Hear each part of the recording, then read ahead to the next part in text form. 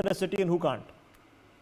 Rishabh, there is a fundamental difference. If you look at the Nirbhaya or if you look at the Arvind Kejriwal's protest and all, that was for the benefit of the people. There were genuine problems in the society, and the people who were participating was the common man on the ground, which you rightly said, the choti ladkiyan thi, bacche the. You were a young reporter, you were there. Now today the things has changed.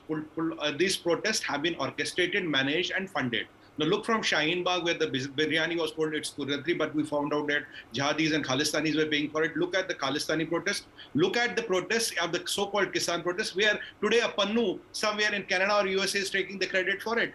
Today, what I'm astonished is that protests are used as a political tool. Yesterday, Punjab government told us... No.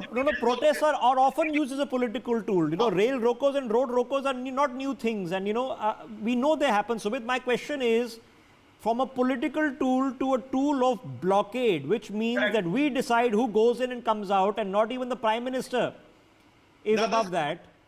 How is it turned into that? That's the point I'm trying to make.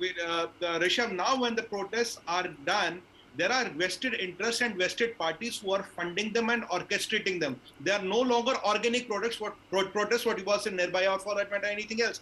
Yesterday we were told there are 10,000 Punjab policemen and there were hardly 100 protesters. Even if you take, if you were 4 people to pull a man and put him off the street, 400 men will be utilized. What were 9,600 doing? When Chenniji was asked, should we lathi charge them and disperse the crowd, he said no, negotiate with them. So we see here a clear intention was to keep the Prime Minister stranded and to send a message. What was no. Whatever messaging you want to do, you're welcome to do in politics. Okay, the question is, can now a group of people decide which highway remains open? The Congress spokesperson in. And today protests are mostly paid, promoted, provocation. The word is provocation. I don't know. I don't want to ascribe motives. I'm saying that a group of people, Sumit Peer, are blockading a highway. Now, whether it's your inconvenience, my inconvenience, or the PM's inconvenience, okay, your security, my security, or the PM's security, if somebody is blockading a road and denying access to a city or a town, what should happen? What is the peaceable way of doing it if lathi charging them is not the answer?